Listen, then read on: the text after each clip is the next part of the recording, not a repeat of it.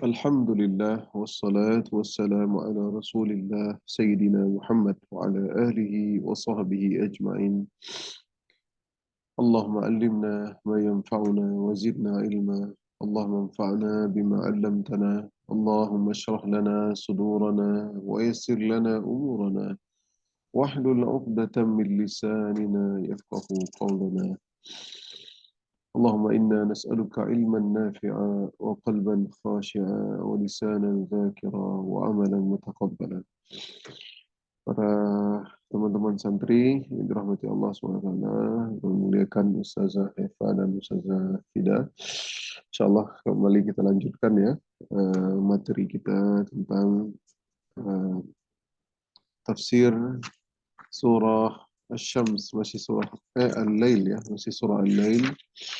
InsyaAllah hari ini kita akan selesai dari Al-Lail, dan inti dari surah Al-Lail ini adalah mengajak untuk kita semua meyakini bahwasanya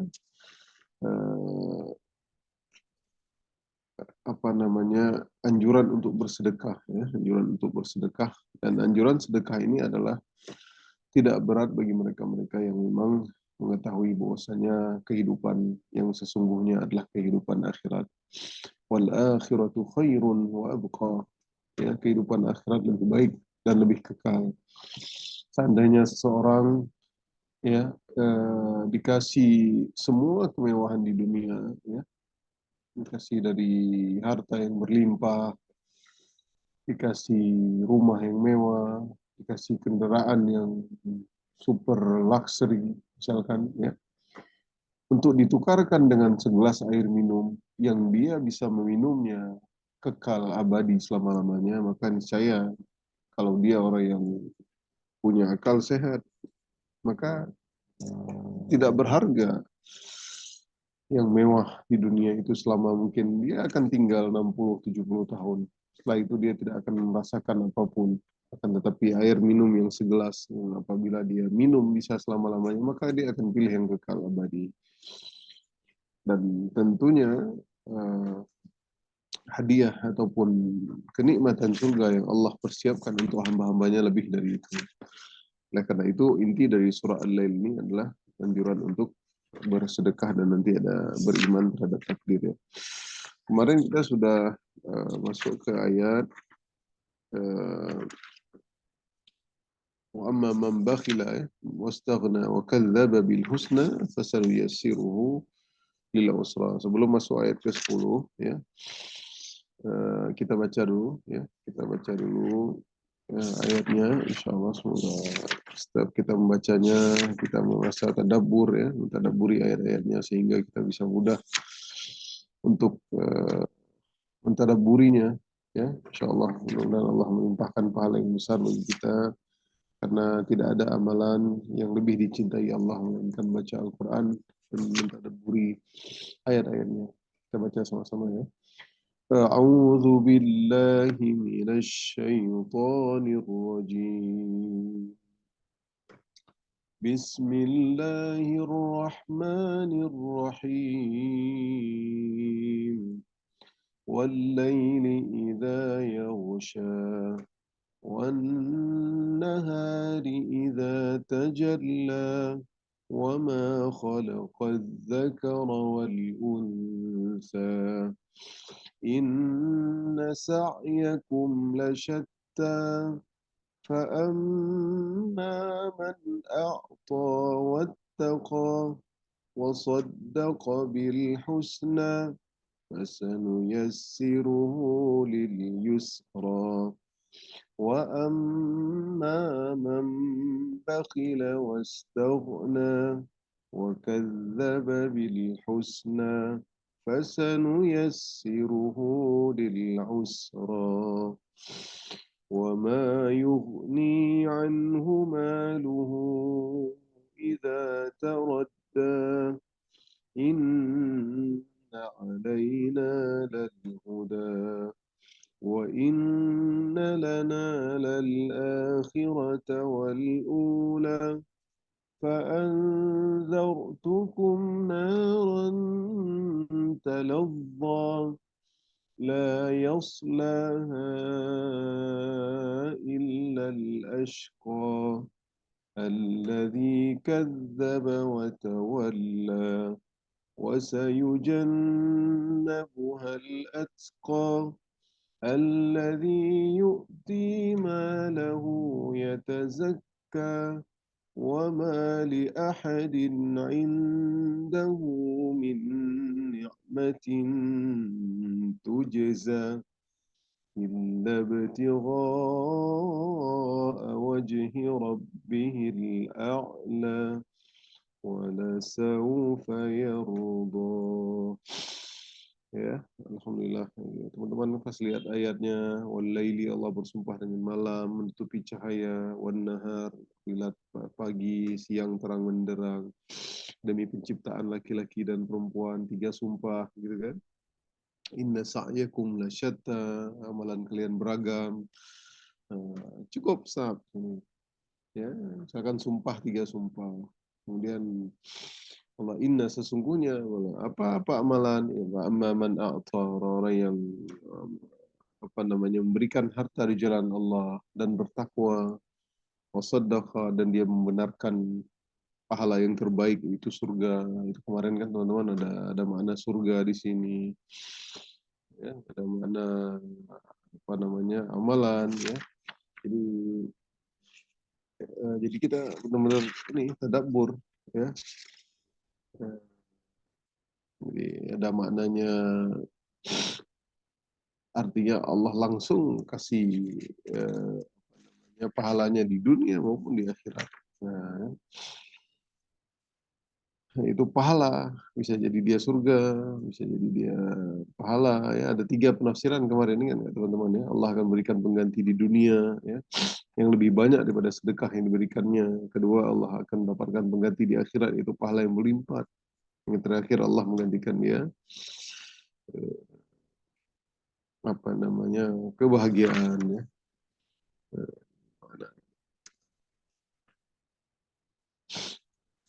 Makna husna, ya. Kalau husna maknanya apa teman-teman? Makna husna itu ada dua, ya, ada tiga, ya, maknanya. Kemarin kita sudah sampaikan ada tiga makna. Itu menyatakan husna adalah kalimat la ilaha illallah, ya. Nah, makanya kalau ketemu husna di Al-Quran banyak maknanya, ya. Misalkan yang pertama diantaranya adalah makna husna wa saddaqa bil husna, dia membenarkan kalimat la ilaha illallah. Husna itu adalah kalimat la ilaha illallah, ya. Kemarin teman-teman sudah catat tuh. Makna husna yang kedua adalah surga. Seperti ayat ada di surat Yunus ayat 26, lilladzina ahsanul husna wa ziyadah. Sungguhnya bagi orang-orang yang soleh, orang-orang yang berbuat baik, baginya surga. Husna, surga, wa ziyadah. Ziyadah itu adalah, kata para ulama di sini adalah ru'yatullah. Mereka akan mendapatkan nikmat memandang wajah Allah di surga. Dan itu ziyadah. Jadi nggak mustahil, ya, di dunia mungkin mustahil lihat Allah, mungkin kita nggak sanggup, ya. Nabi Musa meminta untuk melihat Allah, qala lan tarani, kamu nggak sanggup. Kalau mau melihatku, walakin inzur ilal jabali fa in istaqarra makanahu fasawfa tarani. Kamu nggak sanggup Musa. Kalau kamu melihat aku, lihat gunung itu. Kalau gunung itu tetap tegar, ya, tetap kokoh, maka kamu akan melihatku. Falamma tajalla rabbuhu lil jabali ja'alahu dakka wa kharra Musa sa'iqa. Dan ketika cahaya Allah, ya, bukan Nabi Musa enggak beriman, ya. Walamma ja'a Musa limiqatina wa kallamahu rabbuhu qala rabbi arini anzur ilaik, ya. Untuk lebih tenang imannya, dia melihat Allah. Ya, melihat Allah. Jadi biar tenang. Tapi kalau kamu lihat gunung itu masih tetap, maka kamu akan melihatku, kata Allah, mencela Nabi Musa. Ya. Baru sinarnya Allah, baru cahayanya Allah, gunung itu meletus, ya. Nabi Musa pun pingsan, teman-teman. Jadi falamma afaqa qala subhanaka tubtu ilaika wa ana awwalul, ya, mukminin, ya, aku bertaubat darimu, ya Allah. Percaya engkau adalah Tuhan, dan aku termasuk orang-orang yang pertama beriman. Jadi nggak bisa ya, nggak mustahil ya. Dan di akhirat tentunya di surga nanti kita bisa melihat Allah, dan ini nikmat yang terbaik ya, keindahan yang mereka tunggu-tunggu di dunia untuk melihat Rabb mereka, dan mereka akan melihatnya tanpa berdesak-desakan ya. Jadi nikmat yang luar biasa. Mudah-mudahan kita semua bisa melihat nikmat melihat wajah Allah, dan itu nikmat yang terbesar di surga, lebihi daripada kenikmatan-kenikmatan yang lain, kenikmatan makan makanan, buah-buahan dan lain-lain ya, pakaian dan lain-lain. Itu dia penafsiran tentang apa tadi, husna ya, yaitu surga. Dan juga ada pendapat yang ketiga yaitu bila, yaitu ganti dari Allah. Nah, itu dia. Tapi di ayat ini adalah husna, yang lebih tepatnya adalah ganti dari Allah. Itu hadiah ataupun pahala yang diberikan Allah. Ini pendapat yang dipilih oleh Imam At-Tabari dalam tafsirnya. Ya, karena konteks di sini adalah berinfak, ya, adalah orang-orang yang berinfak dan orang yang beli. Baik, kemarin kita ini inti daripada ini. Sebelum kita masuk ke ini, ada pelajaran penting di sini teman-teman tentang kiat hidup bahagia. Ya. Di antara salah satu kiat untuk hidup bahagia adalah berinfak.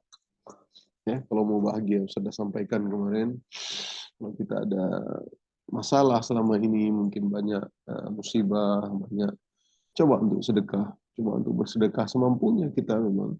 Ya, Ustaz dah bilang clue-nya ya. Jangan nunggu kaya untuk bersedekah. Ya, jangan nunggu harus kaya untuk bersedekah. Siapapun bisa bersedekah. Sedekahlah semampunya kita.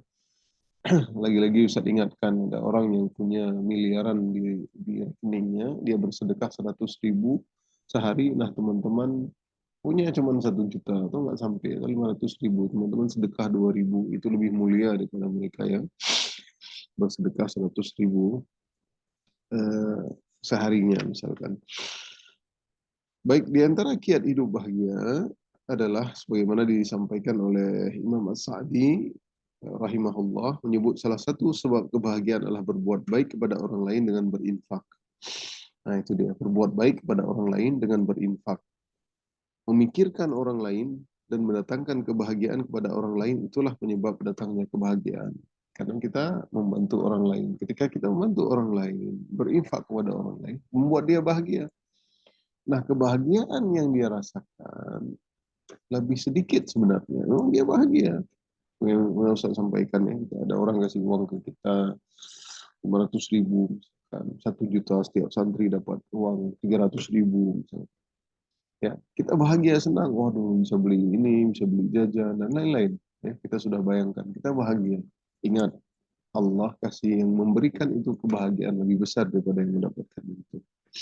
Nah, ini harus dicamkan di hati teman-teman. Insya Allah teman-teman juga menjadi orang-orang yang berbahagia, ya. Karena al-yadul ulya khairun min al-yadis sufla. Itu kata hadis Nabi SAW. Nah, tangan di atas lebih mulia daripada tangan di bawah. Imam Sa'di mengatakan dalam bukunya Al-Wasail Al-Mufidah lil Hayat As-Sa'idah, ya. Cara-cara untuk bahagia ya, kiat-kiat untuk bahagia. Wa min asbabil lati tazilul ham wal gham wal qalaq al-ihsan ila al-khalqi bil qaul wal fi'l wa anwa' al-ma'ruf. Itu kata beliau Imam As-Sa'di, mengarang tafsir Sa'di ya. Di antara penyebab menghilangkan kesedihan, galau, kegelisahan adalah berbuat baik kepada orang lain dengan perkataan, perbuatan, serta berbagai macam kebaikan. Ya, nggak mampu kita dengan amal, dengan kata-kata kita yang santun, yang baik, yang buat orang happy, dengan perbuatan dan berbagai macam kebaikan. Itu dia.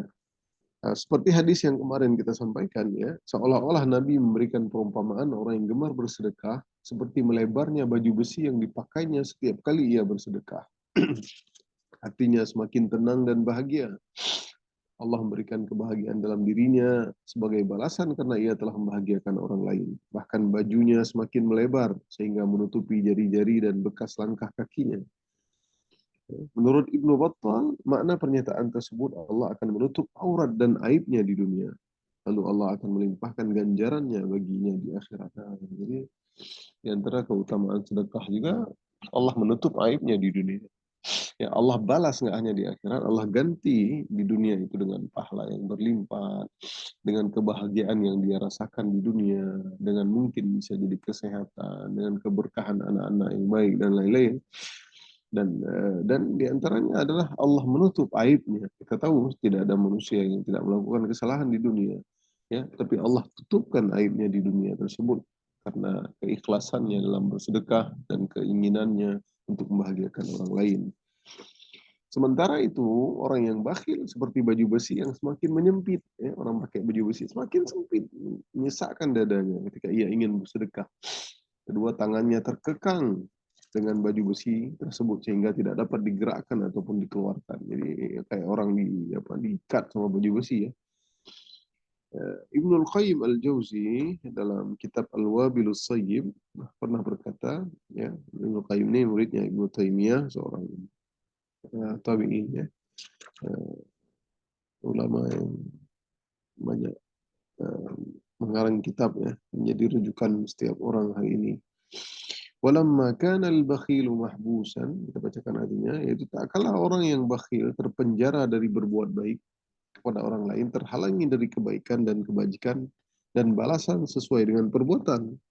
Ya karena dia mau bantu orang lain terkekang takutnya. Selalu mikir nih saya kasih 2.000 habis uang saya. Apalagi saya kasih 10.000, apalagi saya kasih 50.000 dan lain-lain. Maka jadilah ia orang yang sempit dadanya, terhalangi dari kelapangan hati, mudah marah, tidak sabaran. Ya orangnya seperti itu. Ya, cepat marah ini kalau nggak boleh ada orang Muslim seperti itu. Mudah marah, tidak sabar, kerdil jiwanya, jarang gembira, sering bersedih, gelisah dan galau.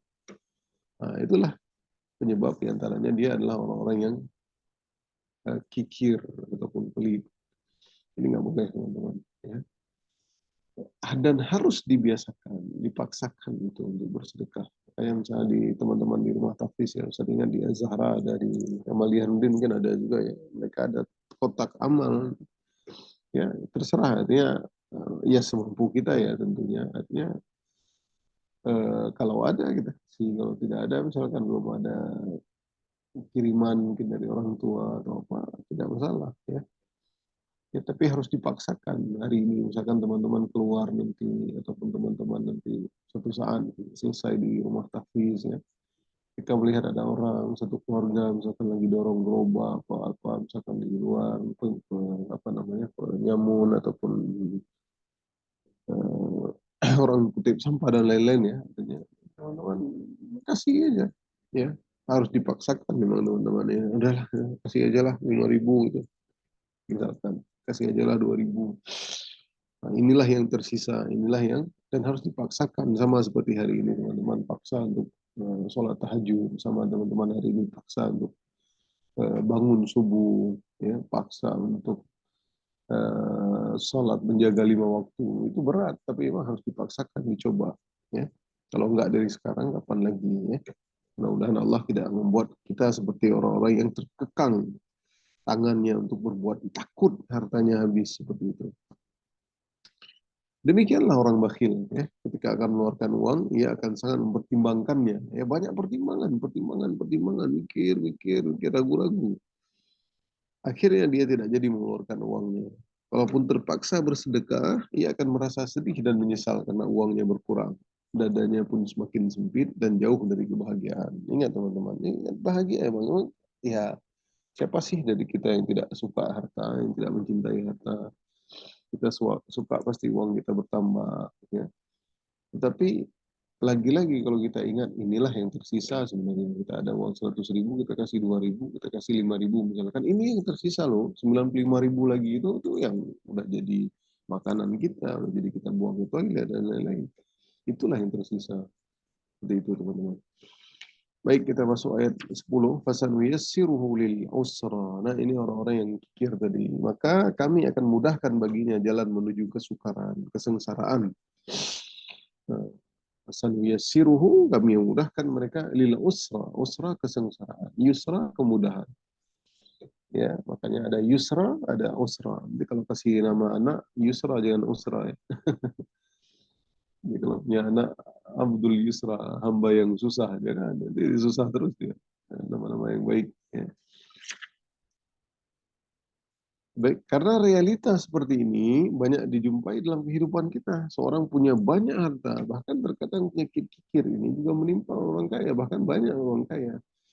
Ya, seorang yang punya banyak harta, tapi ia berat hati untuk berinfak ada dalam acara-acara kebaikan, akan tapi ia rela mengeluarkan uangnya dengan sangat banyak jika ada acara kemaksiatan. Nah, ini parah.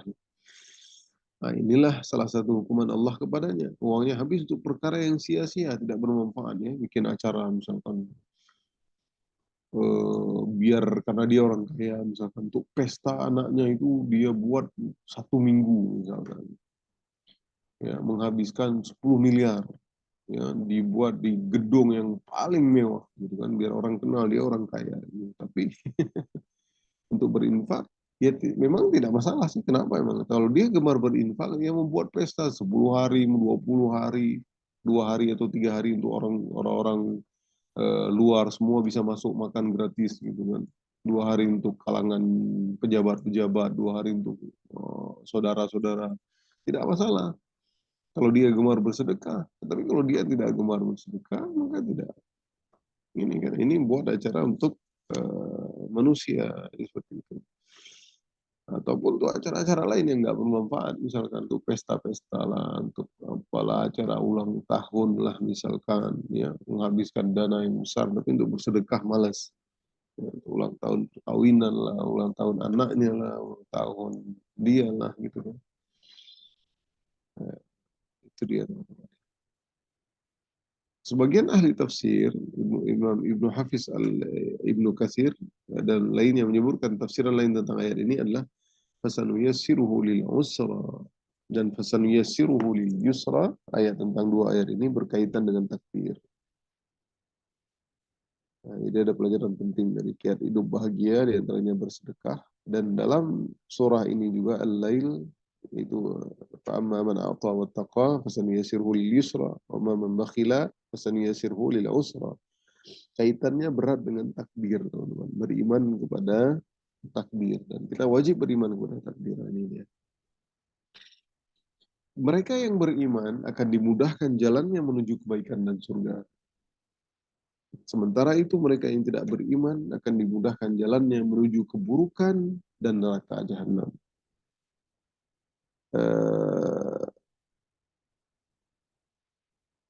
Seorang sahabat Suraqah bin Malik pernah bertanya kepada Rasulullah sallallahu alaihi wasallam, "Ya Rasulullah, bayyin lana dinana ka'annana khuliqna al-an. Fima al-amalu al-yawm? Afima jaffat bihi al-aqlam wa jarrat bihi al-maqadir am fima nastaqbil?" Ya, seorang sahabat bertanya, "Wahai Rasulullah, berikanlah penjelasan tentang agama ini kepada kami. Seolah-olah kami diciptakan sekarang ini. Untuk apakah kita beramal hari ini? Ya, untuk apakah kita beramal hari ini?" Jenius pertanyaannya. Apakah ada hal-hal yang pena telah kering dan takdir yang berjalan, ataukah untuk yang akan datang? Apakah misalkan eh, kan pena sudah kering gitu kan? Kalau dah bisa di yang lain pena sudah kering, artinya adakah takdir atau untuk apa sih beramal gitu? Sedangkan pena sudah, apakah memang pena ini masih ditulis pena Allah, artinya masih masih tercatat, masih menulis takdir gitu kan? Dan takdir yang berjalan. Lalu apa gunanya beramal, kata dia. Amfi kata Nabi, bal fima jaffat bihil aqlam wa jarrat bihil maqadir. Beliau menjawab, bahkan pada hal-hal yang pena telah kering darinya yang takdir dan takdir yang berjalan. Ia bertanya, lalu apa gunanya beramal? Ya, apa gunanya sekarang kita sholat, kita sedekah, kita berinfak dan lain-lain? Rasulullah menjawab, beramallah kalian. Iya, malu, kata Nabi. Fakullun muyassar. Beramallah kalian karena masing-masing dipermudahkan untuk melakukan sesuatu yang telah ditakdirkan untuknya. Ya, beramal lah. Nah, ini iman pada takdir ya teman-teman. Karena segala sesuatu yang terjadi di alam ini sudah tercatat di Lauhul Mahfuz ya, khamsina alfa sanah, 50.000 tahun sebelum diciptakan langit dan bumi. Apa yang terjadi hari ini? Ya, teman-teman hari ini masuk ke rumah tahfiz, teman-teman hari ini masuk ke rumah tahfiz Az-Zahra, masuk ke rumah tahfiz Maliyah Nurdin, itu sudah Allah tentukan 50.000 tahun sebelum Allah ciptakan bumi dan langit. Ya, langit dan bumi. Jadi mau teman-teman suka tidak suka, tapi Allah sudah tercatat itu 50.000 tahun. Gitulah ya kita mengimani kepada takdir itu hari ini teman-teman. Misalkan teman-teman selesai dua tahfiz tahun depan gitu. Allah udah catat juga itu semua sebelum Allah menciptakan kalian.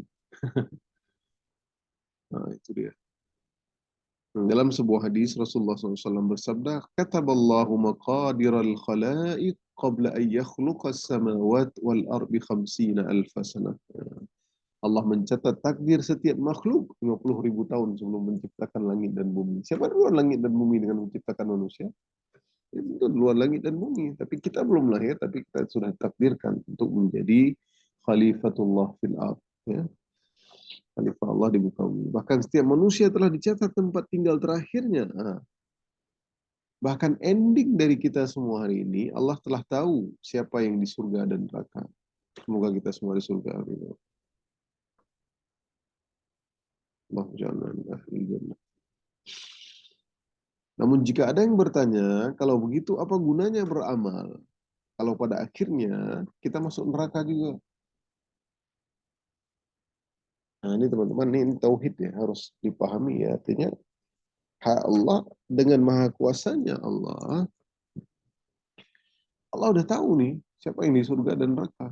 Jadi ending daripada Allah ciptakan nih manusia. Ibarat Allah ciptakan manusia, Allah tahu nih ini surga, ini neraka. Udah tahu. Bukan Allah sadis. Tapi Allah tahu dengan ilmunya Allah. Akhirnya semua pena bercatat itu. Si ini begini-begini, dia begini-begini. Nanti dia beramal ini, si ini beramal. Ya, karena Allah Rabbul Alamin. Allah yang cipta. Ala ya'lamu man khalaq. Tidak. Apakah Allah tidak mengetahui yang diciptakan? Tentu Allah lebih tahu daripada orang tua kita terhadap anaknya. Orang tua tahu bagaimana karakter anaknya. Kita untuk bohong sama orang tua kita. Orang tua tahu kita berbohong seperti itu. Apalagi Allah Rabbul Alamin yang menciptakan kita, orang tua kita. Ya, kalau ada yang bertanya, kalau begitu apa gunanya beramal? Kalau pada akhirnya nanti kita masuk neraka.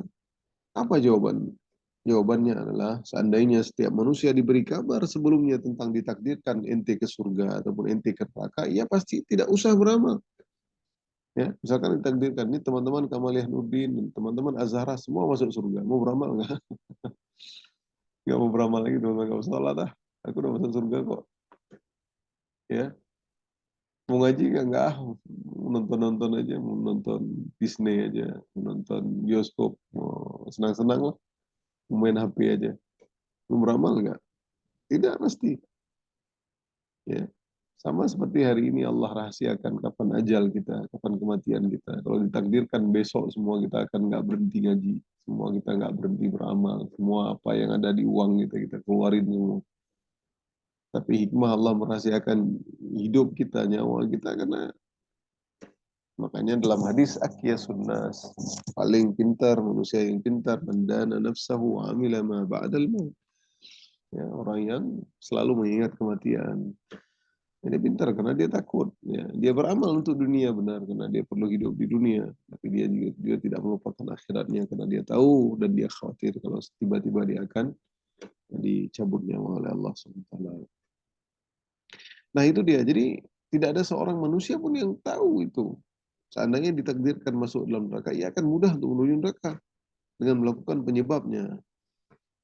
Sementara itu jika dia ditakdirkan masuk surga, ia akan dimudahkan menuju surga dengan melakukan sebab-sebabnya sehingga dapat masuk ke dalamnya. Makanya tadi dalam hadis Nabi, "I'malu fakullun muyassar." Beramallah kalian, sungguhnya semua akan dimudahkan dengan takdirnya. Kalau mau masuk dalam surga, maka beramallah seperti amal orang-orang saleh, orang-orang yang masuk surga. Saya nanti beramal di akhir saya nanti masuk neraka. Tidak, kita kan la yus'alu amma yaf'alu wa hum yus'alun. Jadi nggak perlu kita pertanyakan itu.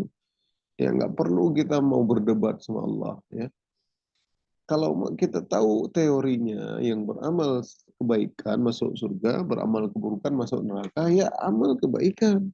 Nggak usah buat amal keburukan. Allah akan mudahkan jalan kita. Tapi ada satu dia, oh dia mau Kristen, dia pas terakhir 2 hari masuk Islam, terus dia meninggal. Nah itu dia, kita berani nggak seperti itu? Ada orang terus jahat terus, misalnya dia Islam, jahat, nggak pernah sholat, ujung-ujung dia taubat, nasuha, kemudian dia sholat 2 hari, istighfar, kemudian dia meninggal. Kita berani seperti itu. Kita mau melakukan maksiat, mau nggak mau minum keras, mau clubbing, mau apa lagi, mau apa-apa yang jahat, mau berzina, mau apa, ya terus-terusan kita lakukan. Nanti tua aja taubat. Oke, itu benar. Mungkin bisa jadi sebelum tua lagi di jalan ditabrak kita lagi, ya Allah, nauzubillah min dzalik. Ya. Tidak seperti itu. Maka lakukanlah amalan orang yang baik, maka Allah akan mudahkan kita jalan menuju surga. Jadi sebab-sebabnya itu. Itu. Jadi kita harus berhusnuzon dan berprasangka baik kepada Allah agar kita dimasukkan ke dalam surganya. Oleh karena itu, ia akan terus berbuat baik. Nah, di samping itu, memang setiap manusia akan menyadari bahwa dirinya mendapat pilihan. Ya. Nah, di sini teman-teman, ya, semua yang kita lakukan bukanlah paksaan dari luar. Nah, itu harus diingat, ya. Tidak seperti paham Jabariyah. Kalau teman-teman belajar tentang tauhid, ya, ada yang bilang Jabariyah ada salah satu sekte ataupun satu aliran. Dia mengatakan dia Islam, ya, Jabariyah. Tapi dia ini adalah merasa seperti apa ya? Seperti bulu yang diterbangkan angin. Jadi hari ini kita misalnya belajar, ini saya semua udah ditakdirkan Allah, jadi saya nggak melakukan apa-apa. Tiba-tiba kita mencuri itu, oh Allah telah mentakdirkan saya mencuri. Tiba-tiba kita berzina, Allah telah mentakdirkan berzina. Tiba-tiba saya pukul orang, Allah takdirkan. Jadi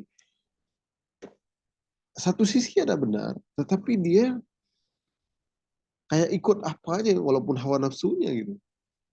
Tapi dia mengatakan ini udah takdir. Hari ini misalkan teman-teman, saya katakan ya, teman-teman hari ini, misalkan nih, saya nggak mau bilang sakit, nggak mau ikut kajian Ustaz Ikram, bilang ke Ustazah. Bisa nggak teman-teman bilang itu? Pasti bisa.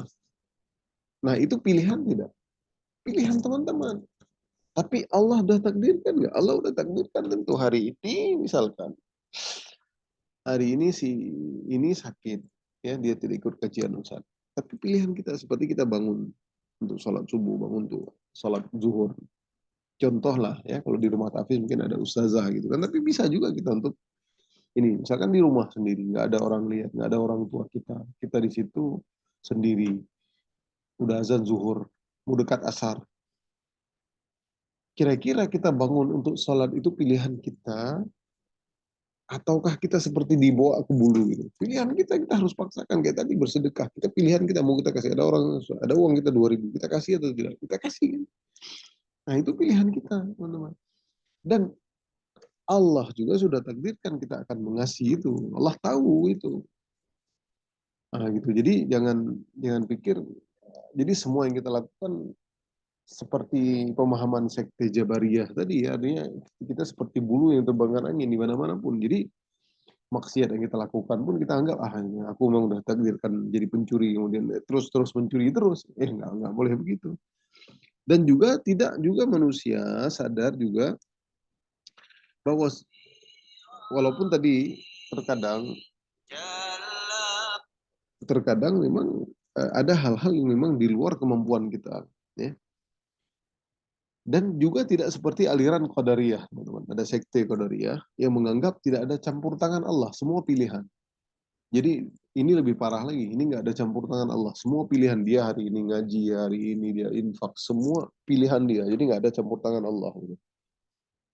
Nah, nggak ada takdir itu. Nah ini parah lagi. Nah, dia baik, berarti dia yang buat sendiri gitu. Ini parah lagi, tapi dia nggak. Kalau kita nggak, kita seimbang antara yang kita lakukan, kita milih kita sholat, Kita sholat hari ini, kita tahu ini sudah takdir Allah kita melakukan sholat, tapi itu pilihan kita. Nah, dua-dua, karena Allah kita beriman kepada takdir. Nah itu dia, ya. Contoh misalkan ya, padahal seseorang yang dapat membedakan badannya yang sedang gemetar saat ia tidak dapat mengontrolnya atau ketika dia berjalan saat ia mengendalikan kakinya sendiri. Nah, itu dia. Orang yang turun dari tangga dapat merasakan bahwa dirinya yang ingin memijak anak tangga satu demi satu. Namun apabila tiba-tiba ia terjatuh dari tangga, ia menyadari tidak dapat mencegahnya saat itu pula. Jadi seperti itu ya kira-kira kita rasa itu, kita rasakan itu. Tapi tiba-tiba jatuh itu di luar kontrol kita.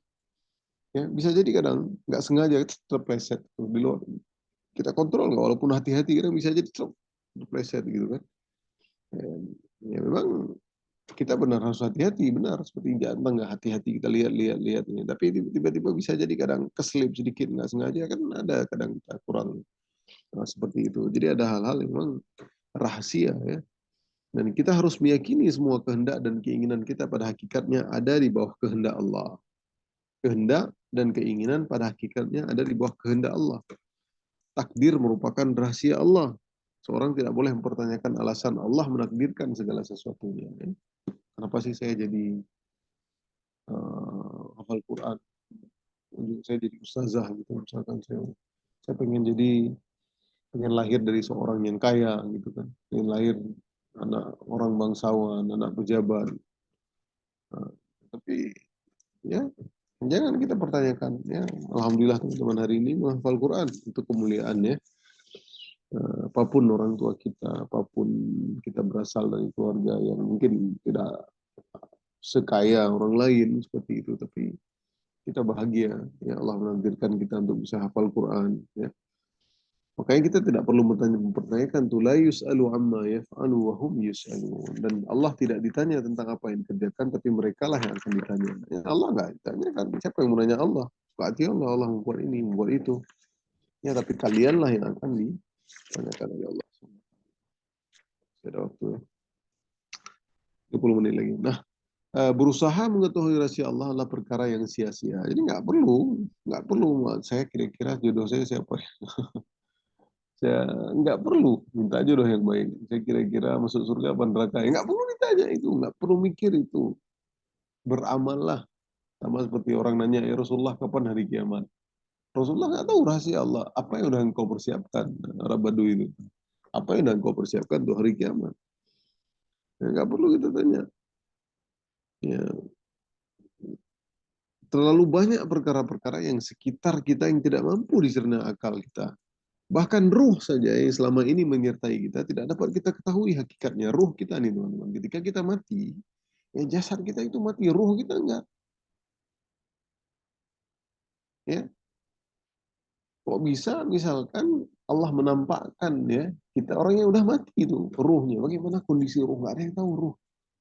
Ya, bahkan dengan rahmatnya Allah, ya orang yang sudah meninggal dia melihat telapak kaki orang-orang yang mengantarkannya ke liang lahatnya itu. Dia lihat pas terakhir telapak kaki orang pada pulang-pulang semua, dia ngelihat juga. Coba, kalau nggak sia-sia Nabi ketika perang Badar, orang-orang kafir musyrikin itu Nabi masukkan ke di dalam tanah itu ditaruh, dikuburkan rame-rame, kemudian Nabi berteriak kepada mereka, wahai Abu Jahal, wahai ini Umayyah bin Khalaf, apakah kalian sudah mendapatkan apa yang Tuhan kalian bilang, ada Tuhan apa namanya, Tuhan Lata, Uzza gitu kan. Umar heran, Rasulullah mereka kan sudah mati ya Rasulullah. Umar bin Khattab kata Rasulullah apa? Wahai Umar, sesungguhnya mereka lebih melihat, lebih mendengar daripada kamu sekarang. Jadi orang, nah itu ruh, hakikatnya kita nggak tahu. Tapi bukan berarti mereka gentayangan ya, teman-teman, masuk ke rumah Hafiz. Ya, gentayangan masuk berada di sini enggak. Ya, mereka terang sibuk, apalagi orang kafir itu ngapain takut? Apalagi orang kafir itu lagi sibuk diazab oleh malaikat di barzakh. Jadi, Itu dia tentang ruh aja banyak kita nggak tahu. Bahkan ya, ada hal-hal yang lain juga tidak dapat kita nalar ya. Misalkan malaikat, jin, kita nggak bisa melihatnya, makhluk gaib yang lainnya. Demikian pula takdir, jadi terlalu banyak rahasia-rahasia Allah yang nggak perlu kita mau tahu bagaimana sih bentuk malaikat, bagaimana sih sayap 2, sayap 3, kemudian sayap malaikat Jibril 1000, di mana aja letaknya gitu. Nggak perlu kita tanya. Tugas kita beriman udah. Tugas manusia hanyalah berhusnuzan kepada Allah SWT. Dia akan memudahkan kita masuk surga. Ya, oleh karena itu dengan demikian semangatlah kita untuk melakukan amal soleh karena setiap manusia akan dimudahkan menuju takdirnya. Jadi clue dari ayat ini yaitu beriman kepada takdir dan kita disuruh semangat untuk melakukan kebaikan, berhusnuzon kepada Allah supaya Allah mudahkan kita dengan melakukan kebaikan menuju jalan surganya Allah SWT. Ayat ke-11, wa ma yughni anhu maluhu idza taradda, dan hartanya tidak bermanfaat baginya apabila dia telah binasa, ya kan? Kalau udah mati nanti mau dia kumpulin tuh triliun, mau dia kumpulin tuh berbagai kilo emas dan lain-lainnya, maka tidak bermanfaat lagi kalau hartanya udah binasa. Kenapa nggak infak ketika dia ya hartanya banyak yang manfaatin nanti anaknya. Ya, kalau anaknya ada, nggak ada anaknya dimanfaatin oleh orang lain. Ya, saudaranya tentu kadang saudaranya nggak membantu, saudaranya jahat. Nggak tahu kita. Makanya oleh karena itu seorang harus pintar. Dia tahu kehidupan akhirat lebih kekal. Dia harus punya proyek akhirat. Dia apalah gitu kan. Nah, oke untuk ahli waris, tapi dia jangan lupa juga misalkan dia banyak ini bangun masjid, bangun ini, bangun itu ya. Nah, itu dia ya. Tidak bermanfaat. Jadi makna binasa di sini adalah binasa dalam terjerumus neraka. Ada pula yang menartikan taradda ini adalah binasa dalam neraka, dan ada yang mengartikan taradda binasa yaitu binasa adalah mati.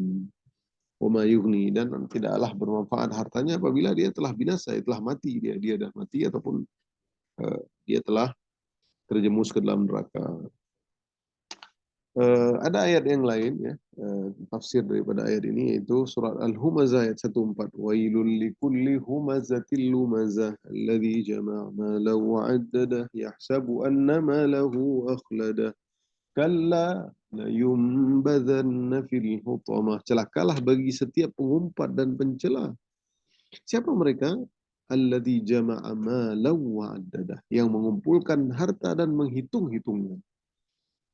Ini penyakit teman-teman. Artinya mengumpulkan harta dan menghitung-hitungnya. Artinya saking pelitnya dia dihitung sedetail-detailnya. Gitu. Kita yang sedikit uang ya wajar kita lihat. Ya, mereka udah banyak pun hartanya dihitung-hitung, nggak mau sedikit pun dia berkurang. Yahsabu annama lahu akhladah. Dia mengira bahwa hartanya itu akan mengekalkannya. Kalla, sesekali tidak. Pasti dia akan dilemparkan ke dalam neraka hutamah. Harta tidak dapat mengekalkannya, bahkan ia tidak akan dapat menunda umurnya sedetik pun jika ajalnya datang. Ini harta tidak manfaat lagi. Ya. Nah, itu dia. Maluhu, ya. Kata ma pada ayat tersebut terbagi pada dua tafsiran. Pertama, Allah menafsirkan sebagai ma nafiyah, itu meniadakan, sehingga makna ayat ini menjadi tidak bermanfaat hartanya apabila dia telah binasa. Ya, saat ditanya oleh malaikat mungkar dan nakir di kubur, hartanya di dunia tidak akan bermanfaat. Saat di sidang Allah di akhirat, alhamdulillah, maka hartanya tidak bermanfaat. Kedua, sebagian tafsir yang lain ya, ma istifhamiyah di sini. Wa ma yughni anhu maluhu. Wa ma yughni di sini, wa ma yughni tidak bermanfaat. Wa ma yughni ma di sini maksudnya tadi yang pertama adalah ma nafiyah, itu tidak bermanfaat. Ya. Kedua adalah ma istifhamiyah. Ya, istifham itu pertanyaan. Sehingga makna ayat menjadi seakan-akan Allah bertanya, manfaat apa yang bisa dikeluarkan oleh hartanya apabila ia telah binasa? Jadi pertanyaan balik, ya. Jawabannya tentu tidak. Kalau dia udah binasa, dia udah meninggal, dia udah dimasukkan neraka, nggak ada manfaatnya lagi. Makanya kenapa ya? Liyaftadu bihi min adzabi yaumil qiyamati ma tuqabbila minhum. Orang kafir itu ya, ketika masuk neraka mereka mau balik ke surga. Bahkan kalau dia punya langit dan bumi, semua hartanya meliputi langit dan bumi, mau dia tebus untuk dia bisa keluar dari neraka jahanam. Ya, ada ayatnya. Yaftadu bihi min adzabi jahannam. Nggak sanggup. Nggak perlu lagi. Kalau udah meninggal, man mata faqad qamat qiyamatuhu. Orang siapa yang telah meninggal, maka telah tegak baginya hari kiamat. Jadi nggak ada patah balik. Ya Allah, matikan saya sekali lagi. Ya Allah, hidupkan saya sekali lagi di dunia. Ya Allah, untuk beramal. Tidak ada lagi, udah selesai. Bahkan taubat saja. Ya, malam yughargir. Ya, innallaha yaqbalu taubatal abd malam yughargir. Sungguh Allah menerima taubat seorang hamba sebelum nyawa sudah di kerongkongan. Nanti udah innamat taubatu 'ala Allahi lil ladzina ya'maluna su'a bi jahalatin tsumma yatubuna min qarib. Kan ayat surah An-Nisa itu. Taubat yang benar itu ketika melakukan kesalahan langsung taubat. Walaisatit taubatu 'indallahi lil ladzina ya'maluna sayyi'at hatta idza hadara ahadahumul maut qala inni tubtul an. Nah, teman-teman dah hafal tuh An-Nisa. Jadi bukanlah taubat itu ketika kita sudah di rumah sakit, kayaknya udah habis saya nih. Kita udah tahu nih udah nggak ada lagi, baru kita taubat. Qala inni tubtul an walal ladzina yamutuna wa hum kuffar ulaika atadna lahum adzaban alima, ya, alima pemuhina. Ya, makanya nggak diterima taubat lagi. Kalau udah mau meninggal nggak terima. Firaun, ya, dia nggak tobat di Firaun. Tapi pas dia tahu, ya kita udah cerita kemarin, pas dia tahu itu apa namanya laut mau menenggelamkannya, qala ini tubtul an apa? Qala amantu, ya. Falamma adraqahu surah Yunus itu teman-teman ya, yang dibaca ya, hafal ya. Falamma adraqahu al-gharq qala amantu. Ketika dia mau tenggelam, ketika udah tahu Musa udah selamat, dia mengejar Musa di tengah-tengah laut, Allah kemudian mau tutup itu billadzi amanat bihi banu Israel wa ana minal muslimin. Dia bilang aku beriman kepada Tuhannya Musa dan Bani Israel. Memang ada perkataan, ada sebagian perkataan katanya Firaun masuk surga karena dia taubat. Enggak. Ya bahkan ada tafsiran yang kuat apa dhaif ya. Jadi seolah-olah malaikat Jibril itu ketika dia mau beriman itu, ketika mau mati itu beriman, dilemparlah debu ataupun pasir ke mulutnya Fir'aun, khawatir Allah akan mengampuni dosa Fir'aun. Sedemikian rahmatnya Allah, jadi Nabi malaikat Jibril lempar apa namanya tanah pasir biar dia nggak bisa ngomong gitu. Takut kalau dia ngomong Allah mengampuni, begitu rahmat dan rahimnya Allah SWT. Ya itu ya. Tapi jawaban Allah apa? Al-ana wa qad asaita qablu wa kunta minal mufsidin. Sekarang baru kamu tahu, baru udah mati, coba udah mau mati. Udah lihat dia pasti mati ini, tenggelam. Al-yawma nunajjika bibadanika litakuna liman khalfaka. Pada hari ini aku kekalkan, aku selamatkan jasadmu litakuna liman khalfaka, ya, agar orang-orang sesudahmu akan melihat. Jadi jasad Firaun itu hari ini kalau teman-teman ke Mesir ada namanya Mathaf Firaun ya. Ada namanya Museum Firaun, mumi ya. Teman-teman lihat jasadnya Firaun itu Allah abadikan itu. Walaupun mengecil dia tapi kelihatan. Ya, biar orang-orang tahu berarti ini yang mengaku Tuhan, Tuhan udah mati. Jadi sebenarnya bukan Tuhan, dia udah mati. Kalau seandainya dia dimakan oleh ikan hiu misalkan waktu itu, dimakan oleh, ya jadi dimakan ikan-ikan kecil dan dia nggak, Allah nggak abadikan jasadnya, jadi orang berpikir oh lihat Tuhan tuh dia udah ke langit, dia menghilang ke langit. Jadi bisa karena dia mengaku Tuhan, tidak ada dosa yang lebih dahsyat selain mengaku Tuhan. Makanya dia jadi pemimpin orang-orang neraka nanti Firaun. Ya, jadi tidak bermanfaat hartanya ini wama ini. Dalam hadis ya, ada sebuah hadis juga, la tazulu qadama abdin yaumal qiyamah. Jadi tidaklah akan bergeser dua telapak kaki seorang hamba pada hari kiamat sampai ia ditanya, diminta pertanggungjawaban tentang umurnya. Ya, umurnya ada 4 hal ya. Umurnya kemana dia habiskan pada hari kiamat tuh. Ini ada hadis Nabi SAW ya. Rawahu Tirmizi. Ya. An umrihi fima afna. Tentang umurnya ditanya nih Allah. Jadi kakinya di hari kiamat itu akan ditahan sampai dia ditanya itu. Jadi dia nggak akan masuk surga dulu sampai ditanya 4 perkara itu. umurnya fima afna, di mana dia habiskan. Kemudian an ilmihi, tentang ilmunya, bagaimana dia mengamalkannya. An malihi, dengan hartanya, ya. Min aina iktasabahu wa fima anfaqahu, dari mana dia peroleh harta tersebut dan kemana aja dia spend, dia belanjakan tuh uang. Dan yang terakhir, yang keempat adalah fi an jismihi fima ablahu, tentang tubuhnya, untuk apa dia gunakan, ya. Dalam hadis yang lain an syababi, ada lagi tambahan dalam hadis yang lain an syababi fima abla, pada masa mudanya kemana dia habiskan. Pertanyaan spesial khusus waktu muda, ya. Umurnya, mudanya, hartanya, jasadnya, ya. Ada hadis yang lain tentang khusus tentang masa mudanya kemana dihabiskan. Jadi teman-teman ini masih muda nih, ya. Makanya beramal di waktu muda lebih mulia daripada beramal di waktu tua, ya. Beramal, makanya teman-teman kalau ingat hadis sab'atun yuzilluhumullahu yawma la zilla illa zilluh, 7 golongan yang Allah naungi dia kala tidak ada naungan daripada Allah, di antaranya adalah syabun nasya fi ibadati rabbih, itu anak-anak muda, ya.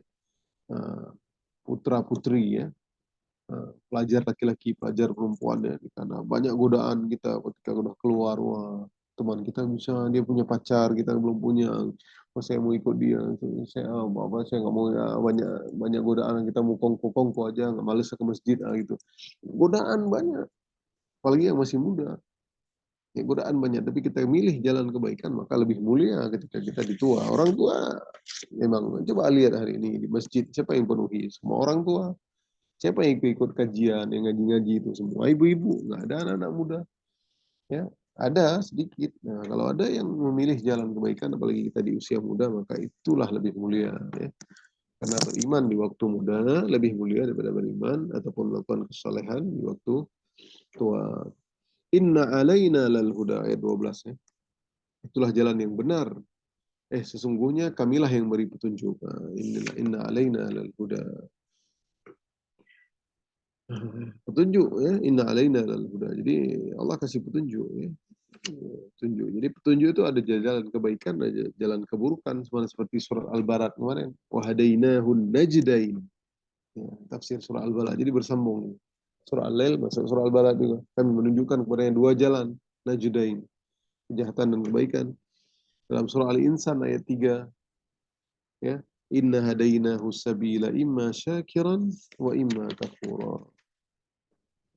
Kami telah menunjukkan kepadanya jalan yang lurus, ada yang bersyukur dan ada pula yang kufur. Nah, ayat berikutnya, wa inna lana lal akhirata wal ula, dan sesungguhnya milik kamilah akhirat dan di dunia itu. Jadi ula itu dunia, ya. Ula itu yang pertama, akhirah yang akhirat. Nah, maka jika manusia telah mengetahui bahwa dunia dan akhirat itu adalah milik Allah yang mengatur keduanya, lalu pada siapa harus menyembah dan beribadah kalau bukan Allah semata? Ya, inna alaina lal huda, kamilah yang beri petunjuk, ya. Kita petunjuk, ada petunjuk kita untuk mengetahui petunjuk kita daripada Nabi, sabda Nabi, dari para sahabat, tabi'in, ulama hari ini, kita dengar dari mereka, kita ambil petunjuk mereka, ya. Wa inna lana lal akhirata wal ula, semuanya kamilah akhirat dan dunia ini. Fa'anzartukum naran talazza, maka aku peringatkan kamu dengan neraka yang menyala-nyala. Talazza, neraka yang menyala-nyala. Ini kita berhenti sedikit di neraka, ya. Insyaallah 2 ayat lagi selesai insyaallah. Oh, ada berapa ayat lagi nih, sampai 1, 2, 3, 4 ayat lagi, ya. Kita berhenti tentang neraka sedikit, ya. Anzartukum naran talazza. Tadi tutup itu. Sungguhnya di kamilah hidayah, di kamilah pemilik langit, dunia dan akhirat. Maka aku peringatkan, kata Allah, fa'anzartukum, ya. Bukan kami di sini, wa inna lana tadi, wa inna fa'anzartukum, dan aku ditegaskan lagi, aku peringatkan kepada kalian dengan neraka yang menyala-nyala. Nah, jadi Allah peringatkan khusus kepada ini orang-orang yang bakhil dan pelit tadi, ya, karena dia bakhil dan pelit, dia tidak beriman kepada hari akhirat. Kalau orang yang beriman kepada hari akhirat, pasti dia tahu. Makanya tidak layak seorang mukmin yang pelit bakhil dan kikir di jalan Allah. Karena itu adalah sifat orang-orang musyrik, sifat orang-orang yang tidak beriman. Ya, makanya orang Muslim dia yakin karena ini ada iman kepada hari akhirat ya teman-teman. Nanti orang yang rajin bersedekah dia otomatis dia beriman kepada hari akhirat. Tapi dia enggak takut bersedekah, enggak pernah keluar uang untuk sedekah, maka dia secara otomatis imannya kepada hari akhirat itu kurang, sangat kurang. Nah, azab neraka yang paling ringan di sini ya. Kita baca tentang bagaimana sih neraka ya. Tadi neraka yang menyala-nyala. Ini kita baca tentang azab neraka yang paling ringan aja, apalagi yang paling besar nanti. Ya. Jadi Allah nggak melulu dalam hadis-hadis itu banyak azab-azab neraka, tapi yang paling ringan disebutkan dulu. Apalagi paling dahsyat nanti ya. Yang paling ringan. Dalam hadis Nu'man bin Bashir ya berkata, aku mendengar Rasulullah SAW berkhutbah, anzartukum annar, anzartukum annar, anzartukum annar, hatta law anna rajulan kana fi suqi lasami'ahu. Kita baca ini aja ya. Artinya, aku ingatkan kalian dahsyatnya neraka. Aku ingatkan kalian dahsyatnya neraka. Aku ingatkan kalian dahsyatnya neraka. Nabi dalam khutbah mengulang 3 kali. Seandainya seorang berada di pasar, niscaya ia akan mendengarnya dari tempatku ini. Dia Nu'man berkata, sampai-sampai selendangnya yang ada di pundak beliau jatuh ke kakinya. Jadi segitu tegasnya, segitu besarnya suara Nabi. Kalau ada orang di pasar pun dengar. Anzartukum annar, anzartukum annar. Jadi peringatkan tentang neraka yang mengerikan. Peringatan Nabi menunjukkan dahsyatnya neraka jahanam yang tidak dapat dibayangkan oleh siapapun. Bahkan siksaan paling ringan di neraka adalah bara api. Ya, bara api yang diletakkan di kaki, kemudian otaknya mendidih akibat panasnya. Nah, itu siksaan paling ringan, teman-teman. Belum lagi yang lain ya. Ya Allah, ya. Apa namanya, ususnya terjulur, macam-macam ya. Ditombak, ada orang yang naik ke gunung, pecah kepalanya, naik lagi ke gunung, orang yang bunuh diri, dan lain-lain. Ya. Mengerikan. Nabi SAW bersabda, Inna ahwana ahlin nar azaban yawmal qiyamah. Rajulun tuda'u fi akhmasi qadamaihi jamratani yaghli minhuma dimaghuhu. Sungguhnya orang yang paling ringan azabnya pada hari kiamat ialah seorang laki-laki ya, seorang laki-laki yang diletakkan pada tapak kakinya 2 batu bara dari neraka ya, 2 batu doang, 2 batu bara. Tapi nggak tahu kita bentuk batu yang ringan. Kemudian otaknya mendidih karena sebab panasnya keduanya, otaknya hancur mendidih. Bayangin teman-teman, nggak mati tapi. Allah merasakan dia azab, dia zuhul azab. Kalau kita mati udah aman gitu kan. Ini nggak mati, dirasakan terus sakitnya. Nauzubillah. Inilah azab yang paling ringan teman-teman. Azab ini dirasakan oleh Abu Talib yang merupakan paman Nabi dan mati-matian bela Nabi dalam Islam. Akan tapi ia tidak beriman kepada Allah sehingga diazab di neraka jahanam dengan azab yang paling ringan. Jika yang ringan saja seperti itu, bagaimana dengan azab yang lebih berat? Azab tersebut pasti lebih keras daripada azabnya Abu Talib. Ya. Allahu alam bagaimana Abu Talib ya. Apakah ada nanti syafaat dari Nabi sendiri? Wallahu alam, kita nggak tahu ya. Intinya tapi beliau meninggal dalam kemusyrikan ya. Karena Abu Talib paling banyak membantu Nabi, paman Nabi ya. Tapi ketika Nabi menyuruh untuk membaca la ilaha illallah, dia takut ada datang Abu Jahal di situ. Sehingga dia mengatakan, kamu meninggalkan agama nenek moyangmu, sehingga Abu Talib pun meninggal. Nabi sangat sedih ya, karena tidak sempat beliau untuk beriman, tapi padahal beliau sangat membantu ketika Nabi ada Abu Talib, nggak berani orang menzalimi Nabi ya. Subhanallah, mungkin bisa jadi ada syafaat khusus nanti doa Abu Talib. Allahu a'lam, kita nggak tahu itu. Dalam sebuah hadis, ya, Shalla bina Umar bin Abdul Aziz al-Maghrib, faqara'a wal laili idza yaghsha. Suatu ketika, ya bukan hadis ini, ya, apa namanya, kayak asar, ya, Imam Malik pernah berkata, Umar bin Abdul Aziz yaitu seorang pemimpin ya, khalifah Bani Umayyah. Umar bin Abdul Aziz ini teman-teman kalau baca sejarah adalah seorang yang saleh ya, keturunan Umar bin Khattab. Sangat soleh orangnya, pemimpin, dia presiden lah kita bilang, dia sangat soleh, dan masa kejayaan Bani Umayyah di tangan beliau itu Umar bin Abdul Aziz ya. Suatu ketika sholat maghrib mengimami kami. Jadi dulu kalau presiden yang sholat, ya hari presiden yang imamnya. Makanya khalifah. Ya, kalau hari ini presiden nggak jadi makmum aja ya. Harusnya presiden juga yang paling bagus bacaan Qurannya. Seperti itu. Nah, jadi Umar bin Abdul Aziz sholat maghrib mengimami kami. Lalu ia membaca surah Al-Lail. Nah, jadi khalifah langsung jadi imam baca surah Al-Lail. Maka tak kalah sampai ayat fa'anzartukum naran talazza, maka aku memperingatkan kamu dengan neraka yang menyala-nyala. Beliau pun menangis. Waduh, nih presiden. Presiden memimpin imam sholat maghrib baca surat Al-Lail, pas kena ayat fa'anzartukum naran talazza, dia nangis dan tidak mampu melanjutkan ayatnya karena menangis. Akhirnya beliau mengganti dengan surah yang lain. Terisak-isak lagi. Nangis. Nggak bisa lagi. Itu pemimpin yang soleh, teman-teman. Presiden baca Quran, saking tadabburnya dia mengingat ayat-ayat tentang neraka, dia menangis, dia khawatir. Padahal jelas orang soleh, diketahui orang soleh, cuman dia yakin itulah orang soleh. Ya, walaupun dosanya kecil, dia merasa besar. Takut dengan dosa kecil itu Allah tidak memasukkan dia ke dalam surga. Itu orang soleh. Ya. Tapi orang yang parah, ya, dia menganggap dosa kecil, dosa besar seperti debu-debu berterbangan biasa aja dia. Dosa kecil seperti debu-debu berterbangan, apalagi dosa besar dia cuek aja udah.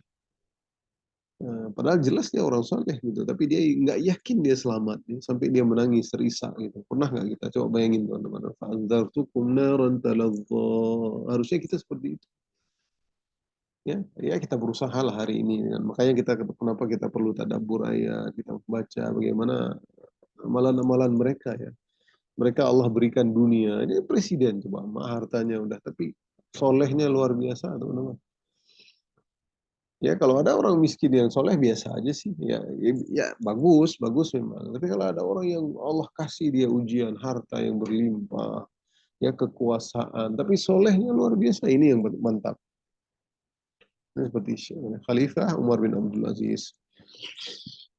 Kemudian ayat berikutnya la yaslaha illa al-ashqa, yang hanya dimasuki oleh orang-orang yang paling celaka.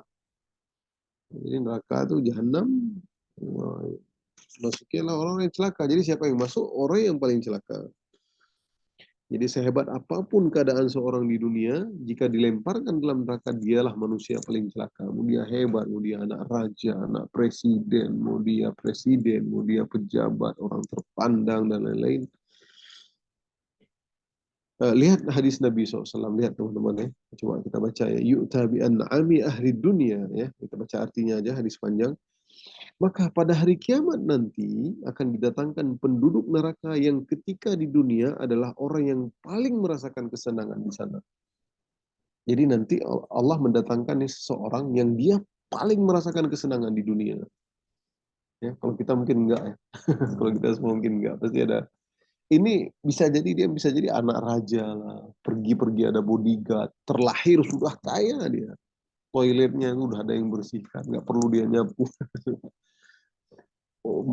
Di makan tinggal dia tunjuk apa aja bisa, mobil apa yang dia mau dibelikan, kira-kira begitu, dia paling senang di dunia. Maka pada hari kiamat nanti Allah mendatangkan nih orang, kemudian Allah celupkan dia ke dalam neraka sekali celupan, ya Allah celupkan dia ke dalam neraka sekali celupan. Lantas ditanyakan kepadanya, ya ibna Adam, wahai anak Adam, hal ra'aita khairan qattu? Apakah kamu pernah melihat kebaikan sebelum ini? Ya, Allah tanya nih, apakah kamu melihat kebaikan sebelum ini?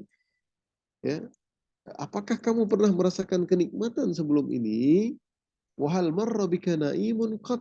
Apakah kamu pernah, dia anak yang paling kaya teman-teman, anak pejabat tadi kayak Ustaz bilang ya, dia tunjuk makanan apa yang dia suka, mobil yang dia suka, dia pergi ada bodyguardnya, terlahir dengan kaya, kehidupan mewah, nggak pernah tidur di lantai, nggak pernah sakit, mau pergi ke hospital paling mewah, keliling dunia. Pokoknya dia nikmat terus di dunia itu. Maka ditanya Allah, apakah kamu pernah melihat kebaikan sebelum ini? Karena dicelupkan ke dalam neraka sekali celupan doang. Kemudian Allah bertanya lagi, apakah kamu pernah merasakan kenikmatan sebelum ini? Maka ia menjawab, fayaqulu la wallahi ya. Maka ia pun menjawab, demi Allah belum pernah wahai Rabbku. Sekali celupan, teman-teman. Hilanglah semua kebahagiaan dia. Semua yang pernah dia rasakan di dunia. Makanya tahu sia-sia. Karena satu celupan di neraka jahanam, ia melupakan semua melupakan semua kenikmatan yang pernah dirasakannya.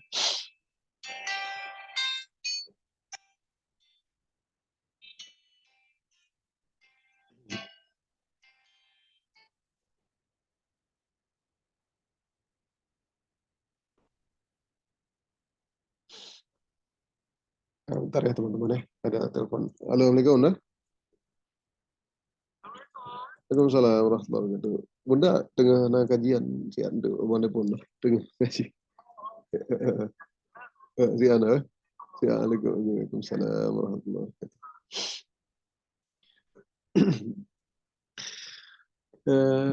Itu dia ya teman-teman.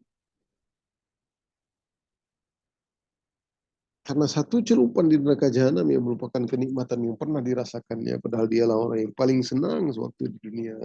Itu dia teman-teman. Kemudian ayat terakhirnya, alladzi kadzdzaba wa tawalla wa sayujannabuha al-atqa alladzi yu'ti malahu yatazakka. Habis waktu ya. Kita baca artinya yang mendustakan. Itu siapa? Al-ashqa itu tadi orang-orang yang paling celaka, yaitu mendustakan kebenaran dan berpaling dari iman. Kadzdzaba wa tawalla, mendustakan kebenaran, wa tawalla, berpaling dari iman. Wa sayujannabuha al-atqa, dan akan dijauhkan darinya neraka orang yang paling bertakwa. Nah, dan orang bertakwa akan dijauhkan dari neraka itu. Alladzi yu'ti malahu yatazakka, yang menginfakkan hartanya di jalan Allah dan untuk membersihkannya, yatazakka. Nah, itu dia ya. Itu dia. Kita baca sedikit lagi ya teman-teman, insyaallah nggak apa-apa ya, telat dikit paling 10 menit ya, insyaallah Allah terima kita insyaallah, biar kita paham semua.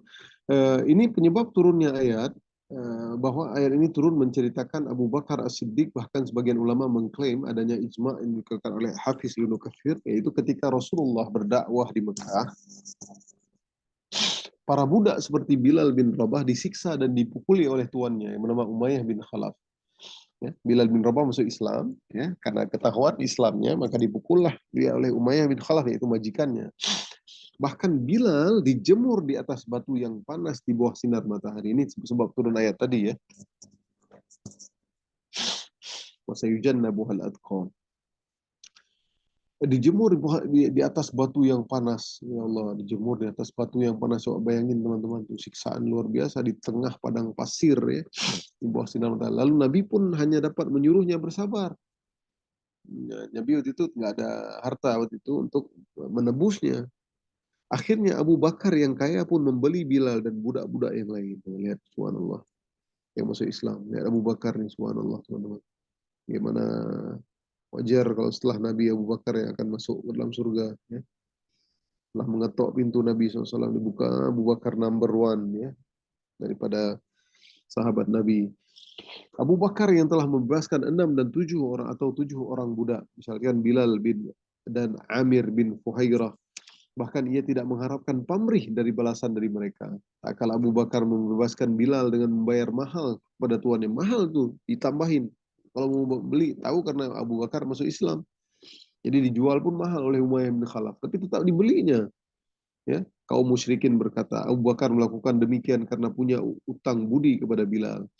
Nah, mereka mengatakan dipikir Abu Bakar punya utang budi pada Bilal. Padahal Abu Bakar tidak mengharap pamrih. Tapi karena dia Muslim, Islam, maka dibelilah, sayang. Karena disiksa oleh majikannya. Kalau enggak mati bisa Bilal. Ya. Maka turunlah firman Allah untuk membantah mereka. وَمَا لِأَحَدٍ عِنْدَهُ مِنْ نِعْمَةٍ تُجْزَى إِلَّا ابْتِغَاءَ وَجْهِ رَبِّهِ الْأَعْلَى وَلَسَوْفَ يَرْضَى. Ini ketika teman-teman baca ya, 5 ayat akhir surat Al-Lail, ingat Abu Bakar ya. Nah, dia Abu Bakar lah yang orang-orang yang yu'ti malahu yatazakka, yang memberikan hartanya tapi dia ingin mensucikannya. Artinya wama li ahadin indahu min ni'matin tujza. Tidak ada seorang pun memberikan suatu nikmat padanya yang harus dibalasnya. illa ibtigha'a wajhi rabbihil a'la. Tapi dia memberikan itu semata-mata karena mencari keridhaan Tuhannya yang maha tinggi, rabbihil a'la, wala saufa yarda, dan niscaya kelak dia akan mendapatkan kesenangan yang sempurna. Wala saufa yarda. Nah, jadi penjelasan ayat, Allah memberikan ganjaran kepada Abu Bakar dengan pahala berlipat ganda dari semua yang dia infakkan sehingga ia pun ridha dan puas. Ini nggak ada orang yang kasih Abu Bakar. Bahkan Nabi dalam sebuah hadis mengatakan, lau wada'a, kalau taruh satu tempat iman Abu Bakar kemudian dibandingkan dengan iman semua manusia, seluruh manusia dibandingkan satu Abu Bakar, maka la rajaha iman Abu Bakar. Jadi akan menanglah iman Abu Bakar. Ya.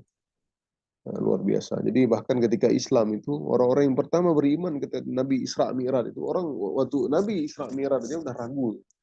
Apa nih dibilang Muhammad, masa dia naik ke langit kemudian pergi, nggak usah naik ke langit aja, perjalanan dari Mekah ke Baitul Maqdis itu ke Palestina itu bahkan sampai sebulan apa 2 bulan lebih itu perjalanan dengan unta dan lain-lain ya. Dia bilang dalam satu malam itu udah aduh ngeyel, udah orang-orang yang imannya kurang udah agak ragu-ragu, dan sahabat-sahabat yang lain pun nggak ada, dia agak diam gitu. Tapi orang yang pertama kali berdiri dan membenarkan Nabi adalah Abu Bakar Siddiq. Maka dia digelar As-Siddiq setelah itu. Yang mahal. Bahkan ketika di Madinah ya, di Madinah kalau Ustaz lupa ya, para sahabat bertanya, ketika waktu itu apa dikatakan Abu Bakar? Ya wahai sahabat, kata Abu Bakar, seandainya Rasulullah mengatakan tembok itu warna biru misalkan, dan aku tahu tembok itu warna putih, tapi aku akan mengatakan tembok itu warna biru karena aku beriman kepada Nabi Muhammad SAW. Segitu besarnya cintanya, dia yakin sahabatnya, karena memang mereka bersahabat. Ya, karena Nabi terkenal orang yang paling jujur, benar, terpercaya. Dia telah bersahabat dengan Nabi. Jadi itulah luar biasanya Abu Bakar ya, teman-teman ya. Dan tidak ada orang yang bisa menginfakkan seluruh hartanya kecuali Abu Bakar ya. Nabi tidak melarang ketika Abu Bakar di perang Tabuk itu menafkahkan seluruh hartanya. Ya. Apa yang kau sisakan kepada anakmu? Aku sisakan Allah dan Rasulnya. Semua hartanya. Ada 10 miliar, 10 miliar. Ada 100 miliar, 100 miliar diinfakkan. Tapi sahabat-sahabat yang lain ketika diinfakkan Allah nggak kasih ya. Karena iman mereka tidak seperti iman Abu Bakar.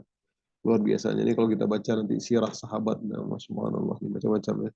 Dan perlu kita pelajari sirah mereka, karena mereka adalah orang-orang yang terbaik di muka bumi ini setelah Nabi SAW. Kita ikuti mereka, ya.